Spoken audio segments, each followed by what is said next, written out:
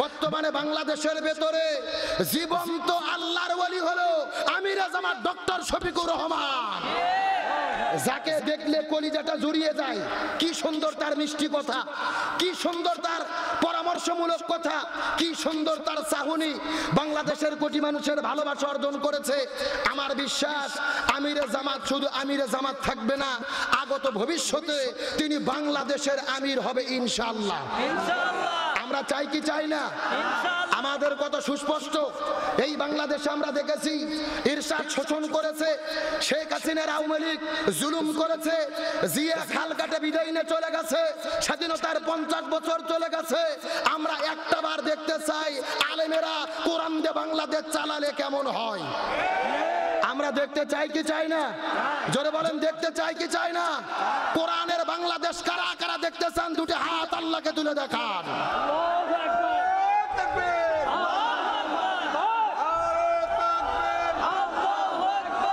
কোরআনের পাকে আল্লামা দিলওয়ার হোসেন সাইদি বলেছিল, আওয়ামী লীগ দলের এমন একটা দিন আসবে তারা ইঁদুরের গর্তও পাবে না লুকিয়ে থাকার জন্য। আজকে যেই ভারতের জন্য আলেমদেরকে ফাঁসি দিয়েছো, যেই ভারতকে খুশি করতে গিয়ে নদীগুলো দিয়ে দিয়েছো, যেই ভারতকে খুশি করতে গিয়ে দেশ বিক্রি করে দিয়েছো, ওই নরেন্দ্র মোদিও তোমাকে থাকতে জায়গা দিচ্ছে না। আমেরিকা থাকতে চেয়েছে, ভিসা দেয়নি। লন্ডন যেতে চেয়েছে, ভিসা দেয়নি। পৃথিবীর কোন দেশ তাদেরকে জায়গা দিচ্ছে না। আমার দেশের রাষ্ট্রপ্রধান ডক্টর মোহাম্মদ ইউনূস বলেছে, আমাদের সঙ্গে যদি বন্ধুত্ব করতে চাও আগে বাংলাদেশের গণহত্যার মহানায়িকা ওই ডাইনি হাসিনাকে ফেরত দিতে হবে। কথা বলেন না কেন? আমরা বাংলাদেশের 18 কোটি মানুষ শেখ হাসিনার বিচার আমরা নিজের চোখে দেখতে চাই। এই বাংলাদেশে জামাত ইসলামের নেতাদেরকে আমরা দেখেছি, আল্লামা সাইদি, মীর কাসেম আলী, মতিউর রহমান নিজামী সহ বড় বড় নেতাদেরকে তারা ফাঁসিতে দিয়েছে। 50 বছর আগে যুদ্ধ অপরাধী মামলার আসামি সেজে মিথ্যে মিথ্যে সাজা দিয়ে, মিথ্যে সাক্ষী দিয়ে তাদেরকে ফাঁসির দড়িতে ঝুলাইছে। আর হাসিনা যে গণহত্যা করেছে এটা প্রমাণ করার জন্য কোনো মিথ্যে সাক্ষীর দরকার নাই। হাসিনা গণহত্যা করেছে, বাংলাদেশের 18 কোটি মানুষ তার সাক্ষী।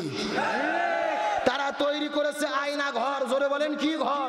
আয়না ঘর। আরে ভাই, অক্সফোর্ড ডিকশনারির ভেতরে সার্চ দিয়েও আয়না ঘর খুঁজে পাওয়া যায় না। যে আয়না ঘরের ভেতরে হাজার হাজার ইমানদার মুসলমানদেরকে, আলেমদেরকে বছরের পর বছর বন্দী করে রেখেছে। আমার প্রিয় ভাই ব্রিগেডিয়ার আমান আজমি গতকালকে এক সাক্ষাৎকার দিতে গিয়ে কেঁদে ফেলেছে। 13 বছর আমাকে আয়না ঘরে বেঁধে রেখেছে, সূর্যের আলো দেখতে পারি নাই, এলাকার বাতাস খাইতে পারি নাই, আজান পর্যন্ত তারা শুনতে দেয়নি।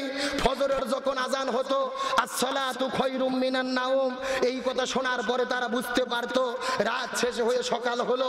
কিন্তু ব্যারিস্টার আরমান বলে, ফজর নামাজের যখন আজানের সময় হতো, জালেমের বাচ্চারা কনসার্টে গান বাজাতো, আজান পর্যন্ত শুনতে দিত না। আমি 2 দিন আগে উমরা করে বাংলাদেশে ফিরেছি।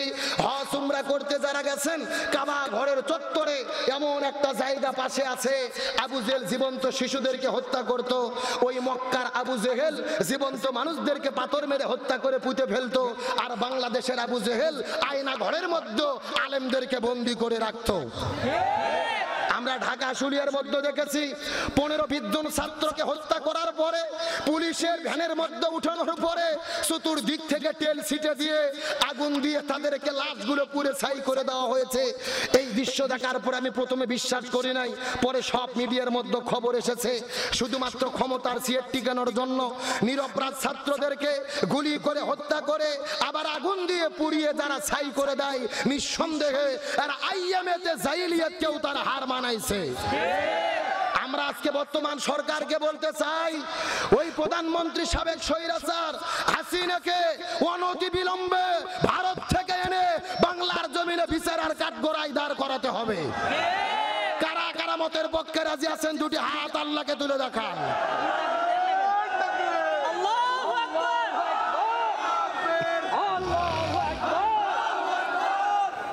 আল্লাহ তাআলা কবুল করুক, বলেন আমিন। আরো জোরে বলেন আমিন। তবে আপনাদের তাকবীর দেখে মনে হচ্ছে যে হাসিনার কিছু লোক এলাকাতে এখনো আছে।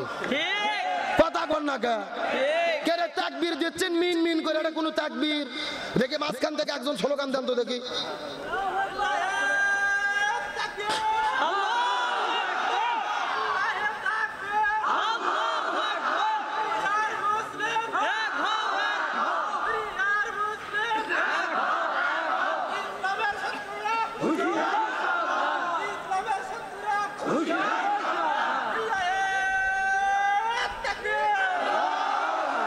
আপনাদের কি কষ্ট হয়? রাগ করেন? আরে ভাই 16 বছরের বহু কথা ভেতরে জমানো আছে। আপনারা ইউটিউবের মধ্যে দেখেছেন অধিকাংশ মাহফিলে জালিমেরা এসে আমাকে বাধা দিত। আজকে জালিমের বাচ্চাদের বলতে চাই, তোমাদের ক্ষমতা কোথায়, আসো। কথা কর না কা? তাহলে চিৎকার করে বলেন দেখি, বিজয় দেয় কে? আল্লাহ। সাহায্য করে কে? আল্লাহ। এখন বিজয় আর সাহায্য পাওয়ার পরে আমাদের কাজটা কি, করণীয়টা কি জানার দরকার আছে না নাই? কষ্ট হয় আপনাদের? আল্লাহ তাআলা পবিত্র কোরআনুল কারীমের মধ্যে বলেছেন, ইজা জাআ নাসরুল্লাহি ওয়াল ফাত, যখন আল্লাহর পক্ষ থেকে তোমাদের কাছে সাহায্য আসবে, তোমাদের কাছে বিজয় আসবে। তার মানে বোঝা গেল সাহায্য বিজয় দান করেন কে? আল্লাহ। আর জোরে বলেন। আমার প্রিয় বন্ধুগণ, মুসলমান ভাইরা গভীর মনোযোগ। সময় যেহেতু কম, কোনো দিকে ব্যাখ্যা দিতে পারবো না, চুম্বক কিছু কথা বলার পরে আপনাদের মধ্য থেকে বিদায় নিয়ে চলে যাওয়ার চেষ্টা করব। আল্লাহ রাব্বুল আলামিন বলেন, আমি যখন মানুষদেরকে বিজয় দান করি, ইমানের পরীক্ষা দিতে গিয়ে বান্দার চেষ্টার যে জায়গার মধ্যে শেষ হয়ে যায়, ওই জায়গার মধ্যে আমি আল্লাহ তাআলা তাদেরকে সাহায্য করি। আর বিজয় পাওয়ার পরে ইজা জাআ নাসরুল্লাহি ওয়াল ফাত, আল্লাহর পক্ষ থেকে যখন তোমাদের উপরে বিজয় আসবে আর সাহায্য আসবে, একটু চিৎকার করে বলেন তো দেখি, বিজয় দান করে কে? আরো জোরে বলেন, সাহায্য করে কে? কিন্তু আমি একটা কথা পরিষ্কার করে বলতে চাই, এই বর্তমানে বাংলাদেশে যেটা হয়েছে, এটার নাম কিন্তু বিজয় নয়, এটার নাম হলো আল্লাহর পক্ষ থেকে সাহায্য। বর্তমানে আমরা যেটা পাইছি এটা কি? বিজয় নয়, বিজয় নয়, এটার নাম কি? এখন প্রশ্ন করবেন, হুজুর তাহলে বিজয় কবে হবে? বিজয় সেই দিন হবে যেদিন কোরআন দিয়ে বাংলাদেশ পরিচালিত হবে, যেদিন বাংলাদেশে ইসলামী রাষ্ট্র কায়েম হবে, ততদিন পর্যন্ত আমাদের বিজয় হতে পারে। এখন আল্লাহ তাআলা বলতেছেন, যখন আমি তোমাদের বিজয় দেব, সাহায্য দেব, তোমরা লক্ষ্য করে দেখবে, ওয়ারা আইতান নাস ইয়াদখুলুনা ফি দীনিল্লাহি আফওয়াজা, তোমরা লক্ষ্য করে দেখবে দলে দলে হাজার হাজার লক্ষ লক্ষ মানুষেরা তারা ইসলামী আন্দোলনের দিকে ঝুঁকে পড়বে। সুবহানাল্লাহ বলেন। আল্লাহর এই কোরআনের আয়াতের দিকে লক্ষ্য করে দেখেন, আজকে বর্তমানে বাংলাদেশের দিকে তাকিয়ে মনে হচ্ছে যে জামাত আর হেফাজত আর চরমোনাই ছাড়া কোনো লোকই নেই। এ কথা কর না কা? যারা আওয়ামী লীগ করতো ওরাও জামাতের পিছে ঘুরতেছে। এ সুবহানাল্লাহ কোন? আপনারা কি এতে বেজার নাকি? না, আমরা এতে বেজার না। তার কারণ মক্কা বিজয়ের দিকে লক্ষ্য করেন, আমার নবীজি মদিনা থেকে এসে যখন মক্কা বিজয় করলো, আবু সুফিয়ান সারা জীবন রাসূলের বিরোধিতা করেছে, অথচ মক্কা বিজয়ের দিনে কালেমা পড়ে মুসলমান হলো। তার মানে হলো, কেউ যদি তওবা করে ফিরে আসতে চায়, আমাদের কোনো আপত্তি, এ জোরে বলেন, আপত্তি। এই জন্য আমিরে জামাত ডাক্তার শফিকুর রহমান বলেছে, দলগতভাবে আমাদের উপরে যত অত্যাচার নির্যাতন করা হয়েছে, আমরা সাধারণ ক্ষমা করলাম, আলহামদুলিল্লাহ বলেন। এটা ইসলামের শিক্ষা, এটা মহৎ শিক্ষা, সাধারণ ক্ষমা। কিন্তু আমিরে জামাতের বক্তব্য নিয়ে বিতর্ক চলতেছে, অনেকে তার বিরুদ্ধে চলতেছে, তার বক্তব্য পুরোপুরি না শোনার কারণে। গভীর মনোযোগ। আমিরে জামাত বলেছে, আমরা দলগতভাবে সাধারণ ক্ষমা ঘোষণা করলাম, কিন্তু যদি কোনো ভিকটিম, যদি কোনো অপরাধী, যদি কোনো কর্মী মামলা করে বিচার চায়, যদি প্রমাণ থাকে কেউ অন্যায় করেছে, গণহত্যা করেছে, মানুষদেরকে জেলে ঢুকাইছে, মিথ্যা মামলা দিয়ে ফাঁসির দড়িতে ঝুলাইছে, এই ঘাতকদের কোনো ক্ষমা নাই। এ জোরে কর না কা? তার মানে কথা ক্লিয়ার ভাই, আমার দিকে তাকান। যারা মানুষকে মিথ্যা মামলাতে জেলে ঢুকাইছে, গণহত্যা করছে, এদের কোনো ক্ষমা নাই। আর যারা শুধু আওয়ামী লীগ করতো, অন্যায় করেনি, ওদের জন্য সাধারণ তওবা। কথা কর না কা? না না না, বিভ্রান্ত হওয়ার কোনো সুযোগ নাই। গভীর মনোযোগ, ভালো করে বুঝবেন। স্পষ্ট ভাবে যারা মানুষ হত্যা করেছে, এদের বিচার আমরা চাই কি চাই না? আরো ধরে বলেন, চাই কি চাই না? আল্লাহর কোরআনের বিধান হলো কিসাস, কুতিবা আলাইকুমুল কিসাস। হাতের পরিবর্তে হাত, পায়ের পরিবর্তে পা, চোখের পরিবর্তে চোখ, জীবনের পরিবর্তে জীবন। এই আয়াতের ব্যাখ্যা হলো আয়না ঘরের পরিবর্তে আয়না ঘর। সুতরাং আমরা ডক্টর ইউনূসকে বলবো, বিচারের রায় কার্যকর না হওয়া পর্যন্ত যতগুলো নেতা ধরা পড়েছে এদেরকে আয়না ঘরে বন্দী করে রাখা হোক। আমরা চাই কি চাই না? তাহলে আমার দিকে লক্ষ্য করেন, আমিরে জামাতের বক্তব্য নিয়ে বিতর্ক করবেন না। তার কথা পরিষ্কার, কত সুন্দর বক্তব্য। আরে ভাই, জাতীয় নেতার বক্তব্য তো জাতীয় নেতার মতোই হতে হবে। হাসিনা পালিয়ে গেছে কেন? একটা বক্তব্যের কারণে। ও বলেছিল মুক্তিযুদ্ধের নাতিপুতি চাকরি পাবে না, তে রাজাকারের বাচ্চারা চাকরি পাবে। কথা কর না কে? এক বক্তব্য দিয়ে তো সে বেকায় দেয়। তার মানে জাতীয় নেতাদের বক্তব্য জাতীয় পর্যায়ে হতে হবে। যারা আমিরে জামাতের বিরোধিতা করতেছে তাদের বলবো, আমিরে জামাতের বক্তব্য বুঝতে গেলেও তোমাদের অন্তত ন্যূনতম প্রজ্ঞা এবং জ্ঞানের দরকার।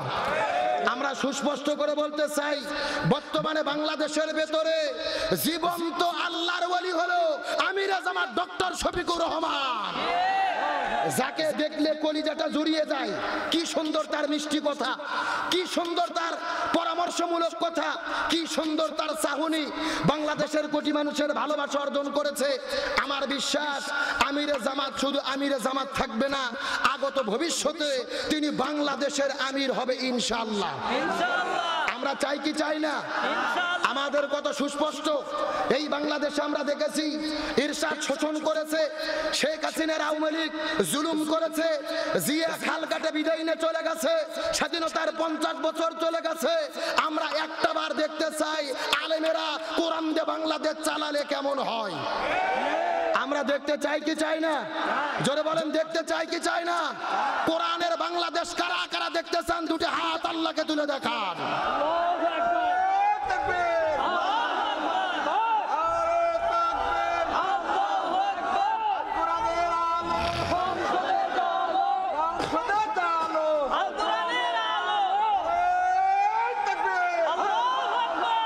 আল্লাহ কবুল করুক, বলেন আমিন।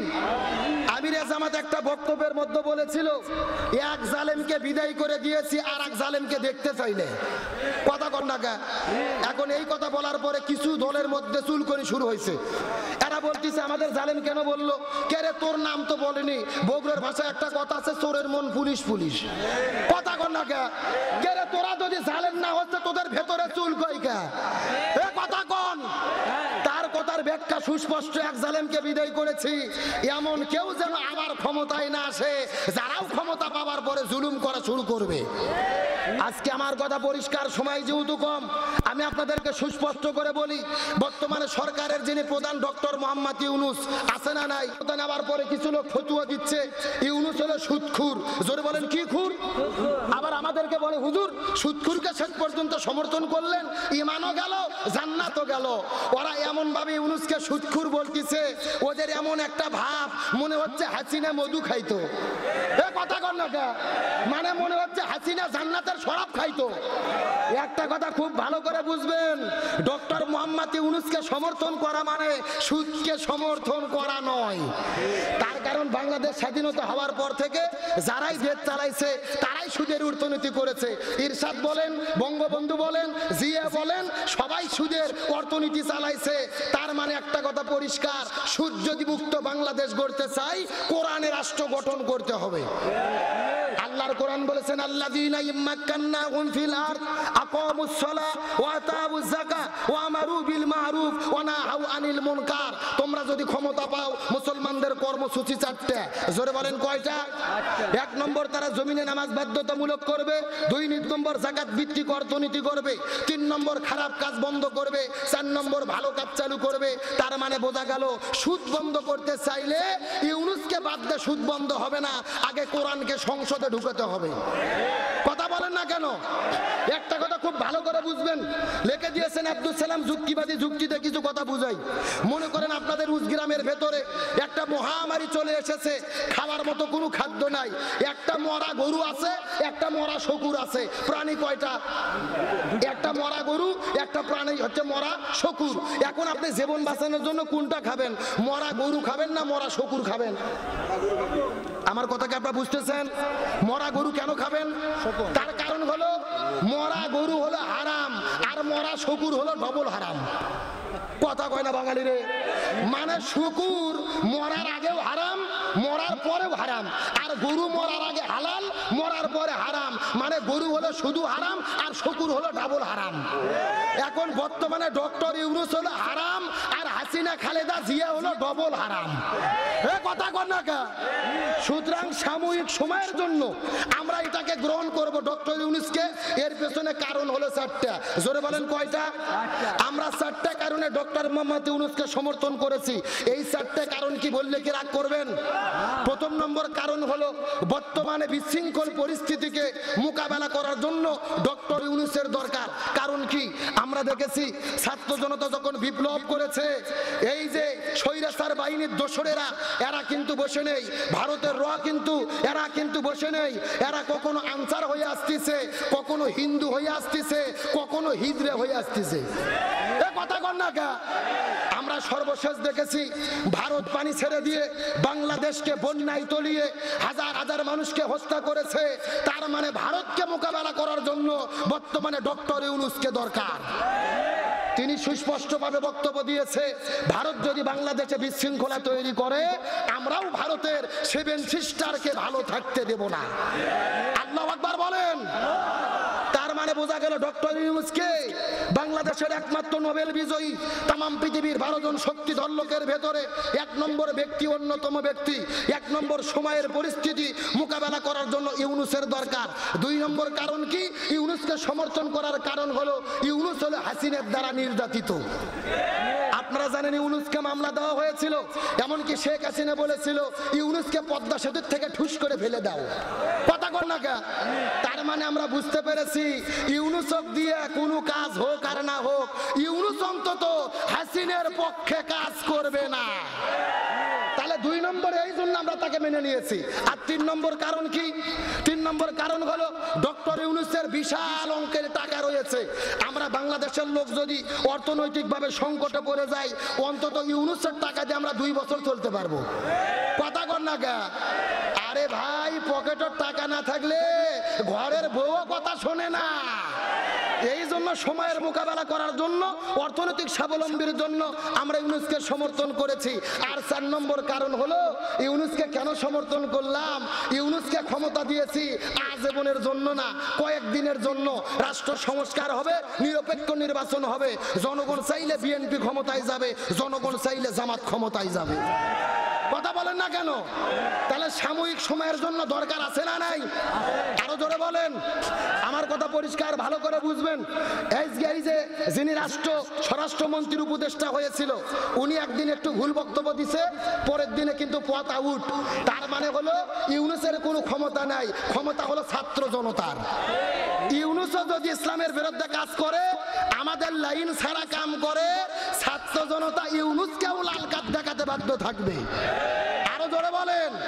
আমাদের বগুড়াতে একটা কথা আছে, একটা মানুষ, তার বাড়ির একটা কাজের কর্মচারী আছে মহিলা, ও কাজে ভুল করছে, ঠাস করে গলদ একটা চল লেগে দিয়েছে গালের ভেতরে। পাশে বউ দাঁড়িয়ে ছিল। আসলে এই লোকটা কাজের মেয়েকে চর মারছে। কারণ কি? কাজের মেয়ে চর মারে ভোগ বুঝাচ্ছে তুইও লাইন মতো চল, না হলে তোরও বিপদ আছে। এ কথা কর না কা? তার মানে ছাত্র জনতার শক্তি সক্রিয়, যারাই তাদের কথা শুনবে না তাদেরই বিদায় নিয়ে চলে যেতে হবে। সুতরাং আমরা সাময়িকের জন্য সমর্থন করেছি। তার মানে এই সমর্থনের মানেই সুদকে সমর্থন করা। তাহলে চিৎকার করে বলেন, বিজয় দান করে কে? আরো জোরে বলেন। আমার প্রিয় বন্ধুগণ, মুসলমান ভাইরা গভীর মনোযোগ। আল্লাহ সুবহানাহু ওয়া তাআলা ইমানদার মুসলমানদেরকে যখন বিজয় দান করে, হাজারো মানুষ ইমানদার মুসলমানেরা ইসলামপন্থী ইসলামী আন্দোলনের দিকে দৌড়ে দৌড়ে আসা শুরু করে। এই রকম বিজয় যদি পেয়ে যাই, তখন আমাদের করণীয় কি? তখন আমাদের কাজ কি? আল্লাহ বলে ইমানদারদের বিজয় পাওয়ার পরে কাজ হলো 2টা। চিৎকার করে বলেন তো দেখি, কাজ কয়টা? আরো জোরে বলেন। 1 নম্বর কাজ হলো ফাসাব্বি বিহামদি রাব্বিকা ওয়াস্তাগফির, তোমরা আল্লাহর জন্য প্রশংসা করো, আল্লাহর জন্য তাসবিহ আদায় করো। আর 2 নম্বর হলো তোমরা আল্লাহর কাছে তওবা করো। তার মানে বোঝা গেল, আমরা যদি বিজয়ী হই, বিজয় হওয়ার পরে, সাহায্য পাওয়ার পরে প্রশংসা হবে কার? আরো জোরে বলেন দেখি, চিৎকার করে বলেন তো দেখি, আলহামদুলিল্লাহ। আমার বন্ধুগণ মুসলমান ভাইরা গভীর মনোযোগ, সময় যেহেতু কম আমি আপনাদের মধ্যে বেশি দিকে যেতে পারবো না, কথাগুলো সুন্দর করে বোঝার চেষ্টা করবেন। এই যে বাংলাদেশে আমরা বিজয় পেয়েছি, এই বিজয় পাইতে গিয়ে এমনিতেই কিন্তু বিজয় হয় নাই, হাজার হাজার ইমানদার মুসলমানেরা জীবন দিল, কত কত ছাত্র ভাইরা গুলির কাছে বুকটা পাতিয়ে দিয়ে শাহাদাত বরণ করেছে। ওই রংপুরের আবু সাইদকে আমরা যখন লক্ষ্য করে দেখেছি, ওই রুকিয়া বিশ্ববিদ্যালয়ের সামনে যখন মিছিল করার জন্য রাজপথের মধ্যে নেমে পড়েছি, আল্লাহর তাকবীর দিতে দিতে পুলিশের কাছে যাওয়ার পরে বুক যখন ছেড়ে দিল, পুলিশ যখন তার বুকের মধ্যে গুলি করা শুরু করেছে, মনে মনে আবু সাইদ ভেবেছিল না না না, কখনো স্বাধীন দেশে প্রকাশ্যে গুলি চালাতে পারে না।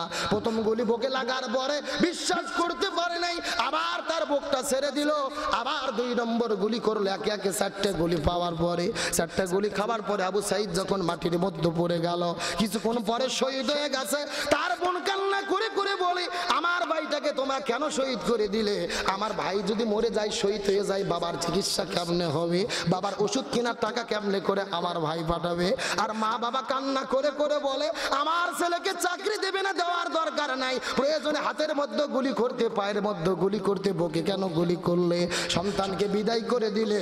আবু সাইদ বাংলাদেশের ছাত্র জনতাকে বুঝাইতে চাইলো, এই জালেমের জুলুমের বিরুদ্ধে জীবন দাও, তোমরা শহীদ হও, দেশকে মুক্ত করো। তার কারণ হলো দিনের জন্য যারা জীবন দেয় এরা মরে না, বরং জালেমের জুলুমের বিরুদ্ধে কথা বলে যারা জীবন দেয় এরাই হলো আল্লাহর কাছে সবচাইতে শ্রেষ্ঠ মর্যাদাবান। ওয়ালা তাকুলু লিমান ইউকতালু ফি সাবিলিল্লাহি আমওয়াত বাল আহয়া ওয়ালাকিন লা তাশউরুন। আল্লাহ তাআলা বলেন, ইমানদাররা যারা জমিনে জালেমের জুলুমের মোকাবেলা করতে গিয়ে জীবন দেয়, খবরদার তোমরা এদেরকে মৃত বলো না, বরং এরা জীবিত, জান্নাতের ভেতরে তারা রিজিক প্রাপ্ত হয়। চিৎকার করে বলেন আল্লাহু আকবার, আরো জোরে বলেন আল্লাহু আকবার। যে হাজারো শহীদের বিনিময়ে এই স্বাধীনতা আমরা পেয়েছি, এই স্বাধীনতাকে আমরা হাতছাড়া করতে চাই? জোরে বলেন করতে চাই?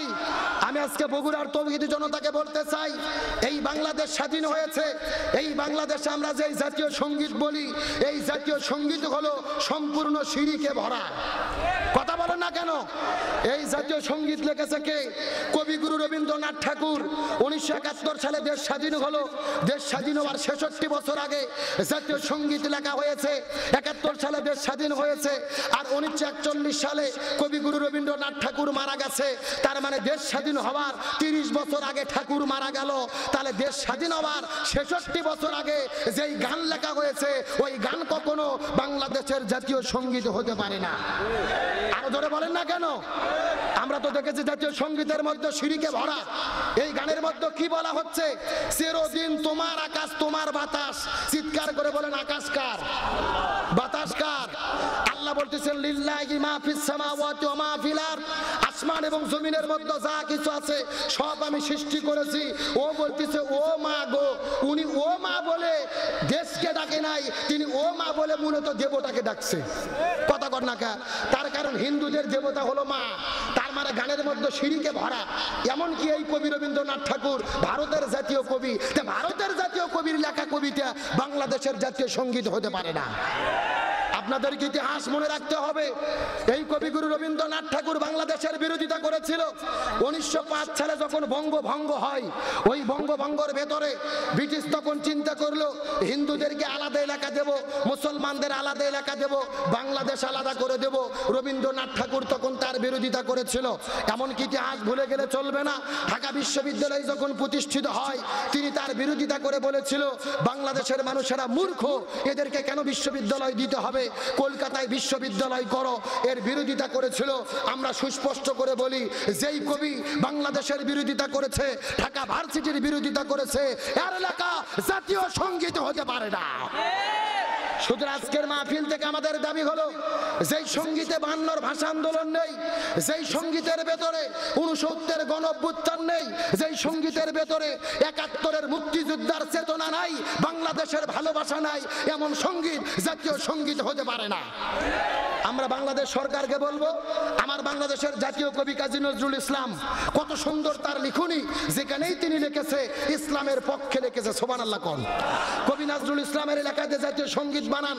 প্রয়োজনে বাংলাদেশে যেই কবিগুলো বেঁচে আছে কবিদেরকে গান লিখতে বলেন, সঙ্গীত লিখতে বলেন, যেই সঙ্গীতের ভেতরে ভাষা আন্দোলন থাকবে, 69 গণ অভ্যুত্থান থাকবে, 71 মুক্তিযুদ্ধ থাকবে, এমনকি যেই গানের ভেতরে 24 সালের ছাত্র জনতার হাসিনাকে তাড়িয়ে দেওয়ার বিপ্লবের চেতনা থাকবে, এমন গায়িকা জাতীয় সঙ্গীত বানানো দরকার। অন্য কোন শিরকি গান জাতীয় সঙ্গীত আমরা চাই? আরে ভাই, জাতীয় সঙ্গীত তো এমন বিষয় না যে কোরআন হাদিস চেঞ্জ করা যাবে না, এমন তো বিষয় না। আমরা যদি ইতিহাসের দিকে তাকাই, কানাডার জাতীয় সঙ্গীত পরিবর্তন হয়েছে, আমেরিকার জাতীয় সঙ্গীত পরিবর্তন হয়েছে, রাশিয়ার জাতীয় সঙ্গীত পরিবর্তন হয়েছে। আমরাও চাই বাংলাদেশ থেকে শিরকের এই জাতীয় সঙ্গীত পরিবর্তন করতে হবে। আমার কথার সঙ্গে কি একমত? কারা কারা একমত? হাত তুলেন তো দেখি। লিল্লাহে তাকবীর, লিল্লাহে তাকবীর। আল কোরআনের আলো সংসদে জালো, সারা বাংলায় জালো, সারা বিশ্বে জালো, দুনিয়ার মুসলিম ইসলামের শত্রুরা লিল্লাহে তাকবীর। আল্লাহ তাআলা কবুল করুক, সকলে বলেন আমিন। আপনাদের কি কষ্ট হয়? তাহলে চিৎকার করে বলেন, বিজয় দান করে কে? সাহায্য করে কে? আর সাহায্য করার পর আমাদের কাজ কয়টা? ভুলে গেছেন নাকি আপনারা? দুইটা। এক নম্বর হলো আল্লাহর প্রশংসা করতে হবে, আর 2 নম্বর হলো সাহায্য চাইতে হবে, তওবা করতে হবে। কার কাছে? আরো জোরে বলেন। এই বিজয় আল্লাহ দিয়েছে ভাই। আমরা বাংলাদেশে যে বিজয় পেয়েছি, অনেকের জীবনের স্বপ্ন ছিল আল্লাহ মরার আগে যেন হাসিনের পতন দেখতে পারি। কথা কর না কে? মানে হাসিনে পতন হলেই আমরা খুশি, কিন্তু হাসিনে পতনের পরে আওয়ামী লীগের নাম গন্ধ থাকবে না, এত আশা আমরা করিনি। তার মানে আমরা যা চাইনি আল্লাহ তার চাইতে বেশি দিছে। এই জন্য আল্লাহর প্রশংসা করতে হবে, তওবা করতে হবে। বাংলাদেশে অনেক নেতা ডায়লগ দিয়েছিল খেলা হবে। আমরা ওবায়দুল কাদেরকে বলতে চাই, কোথায় আপনার খেলা? খেলা যখন শুরু হলো আপনাদেরকে খুঁজে পাওয়া গেল না। কেউ বাঁচার জন্য দাড়ি কেটেছে, আবার কেউ বাঁচার জন্য দাড়ি রেখেছে। সালমান এফ রহমানকে আপনারা দেখেছেন না? বিশাল বড় বড় দাড়ি, মনে হচ্ছিল জিব্রাইলের খালাতো ভাই জান্নাত থেকে পালিয়ে এসেছে। একেবারে দাড়ি খেটে এয়ারপোর্ট ক্লিয়ার, পালাতে যায় ধরা পড়লো। আবার বিচারপতি কালা মানিক ছিলেন না, মানিক মানিক, এই শয়তান আল্লামা সাইদিকে ফাঁসির রায় দিয়েছিল। ও আবার দাড়ি 1 মাস ধরে রাখে বড় করে পালাতে গেছে ছেলে দিয়ে। আল্লাহর কি খেলা! যেই লোক ঠিক করছে টাকা দিয়ে, ওই লোকই তাকে ধরে দিয়েছে।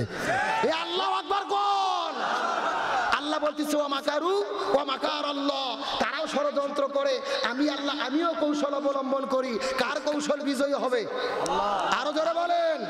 এই জন্য আমরা বলি, যারা খেলাওয়ার ডায়লগ দিয়েছে ওবায়দুল কাদের সহ এই সমস্ত নেতাদেরকে গ্রেফতার করে শাস্তির আওতায় আনতে হবে। গত 2 দিন আগে নির্বাচন কমিশনার পদত্যাগ করেছে। আমরা বলতে চাই, শুধু পদত্যাগ নয়, এই নির্বাচন কমিশনের মাধ্যমে 18 কোটি মানুষের ভোটাধিকার লুণ্ঠন করা হয়েছে। আমাদের এলাকার ভেতরে মরা মানুষও ভোট দিয়েছে। জোরে বলেন, কি মানুষ? এইরকম একটা চাচা 8টার দিকে ভোট দিতে গেছে, কিছু ছেলেপেলে এসে বলতেছে, চাচা আপনি বাড়ি চলে যান তো, আপনার ভোট দেওয়া হয়ে গেছে।